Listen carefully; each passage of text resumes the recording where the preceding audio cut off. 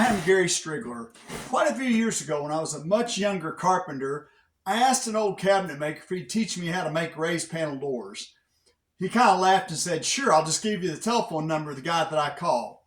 Now, the reason that he did that was because that took a lot of expensive equipment to make raised panel doors at that time, and I'm thankful to say that I do have all the equipment to make raised panel doors right now, but I still make a lot of doors in different methods. And so I wanted to share some of those methods where you can make really good looking doors using tools that you already have. Basically kind of just a miter saw, maybe a biscuit joiner, Craig jig, and a headless pinner.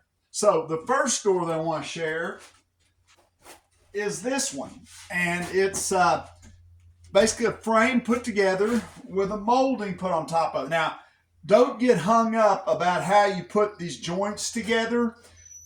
This door's put together with butt joints, and you can either put a biscuit in there. I guess you could put a dowel in that joint, or a domino, or you could even put like Craig screws in the back and then plug the holes. But once I got the frame put together, I ran a small router bit around the outside, and that's one of the interesting things. By just changing the style of router bit that you use, you can change a lot about how the door looks just by what you do on the edge.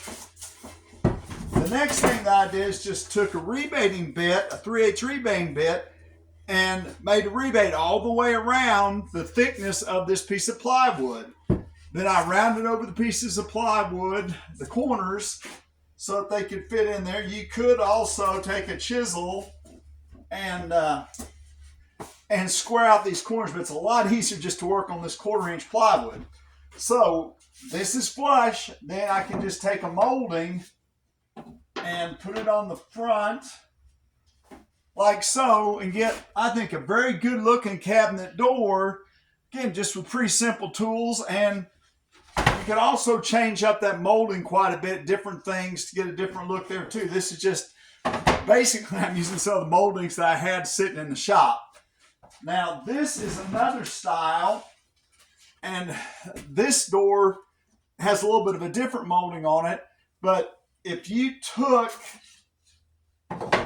that router bit that I was just talking about, rebate down, you rebate it down deeper, about a 1/2 inch deep, to where your plywood was down from the face, then you'd have an offset like this. Then you can take a molding like this and take it to the table saw, or even a router in a table, and make that cut. And again, there's all sorts of different moldings that you could do this with. This is just one in the shop. But by rebating that, now it kind of sits on the frame like so, and gives you, again, a very good looking door. And again, I could change this outside router cut to get a different look. So that's two really good looking cabinet doors, and with different options by changing the edge treatment and the molding that you could do using butt joints. Now, I went ahead and also made one sample, and for this one, I went ahead and put a raised panel in it. You could put a flat panel in there too, but I thought, well, I'll do one option. It's a raised panel. And I did mitered corners.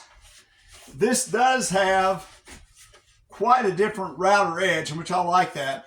And, you know, mitered corners, you can still do that just using a biscuit joiner or a domino or something. You do need to have something there to reinforce that joint. I used a Hoffman machine on the back, but again, not very many people have that. I did want to show on this end, you know, here's what it would look like if you didn't add that molding. But sometimes I do like to add that molding, just steps up. One word of caution, anytime though that you're putting moldings on the frame, you really have to plan about what kind of hardware, what kind of knob you're going to use. Here I was using some material that I just had in the shop, but this probably would have been better if this material I made the frame out of was a good 1/4, maybe as much as a 1/2 inch wider. But do plan about what your hardware is going to be if you're going to do those kinds of details. I just want to real quickly show you, this is the profile of that last door. It's just got an kind of an OG edge on it, and then I actually made the screw for the raised panel on a table saw. You could do it with a slot cutting bit. You can do it with a dado head or lots of different things. And then this just has, again, that's just a round over the shoulder. You could even change that cut to get a different look. So there's lots of options. The thing I want to point out is, though, you can make some really good looking cabinet doors, either raised panel or flat panel, square butt joints or miter joints, just using materials, tools that you already have.